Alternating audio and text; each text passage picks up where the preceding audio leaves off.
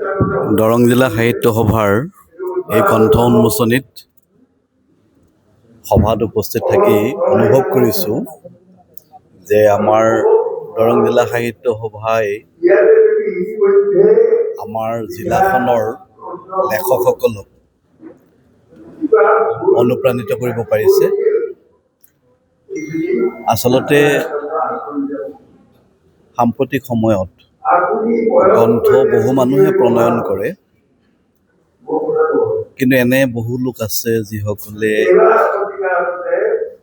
অধ্যয়ন কৰে, কিবা কিবি লিখে, কিন্তু এখন গ্ৰন্থ প্ৰকাশৰ বাবে নিজৰ মনোবল নাই। অথচ তেওঁ এজন অধ্যয়নশীল ব্যক্তি, তেওঁৰ লেখাও ভাল, কিন্তু সেইখিনি আত্মবিশ্বাস তেওঁ গঢ়ি নুঠে। আমাৰ দৰং জিলা সাহিত্য সভাই তেনে বহু লোকৰ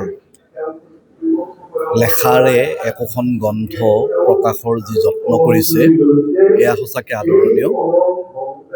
আজি আমাৰ জিলাখনৰ এগৰাকী বিশিষ্ট সমাজকৰ্মী ডাক্তৰ ভূপেন চহৰীয়াৰ প্ৰেম আৰু প্ৰেৰণা নামৰ গ্ৰন্থ এখন ইয়াত উন্মোচন কৰা হৈছে। আমি উন্মোচিত গ্ৰন্থখন ঠাউকতে ওপৰে ওপৰে চকু ফুৰালোঁ আৰু দেখিলোঁ গ্ৰন্থখনৰ তেওঁৰ ব্যক্তিনিষ্ঠ ৰচনা কিছু সংকলিত হৈছে, য'ত এজন অধ্যয়নশীল ব্যক্তিৰ অধ্যয়নৰ পৰা আহৰণ কৰা জ্ঞানৰ প্ৰকাশ ঘটিছে।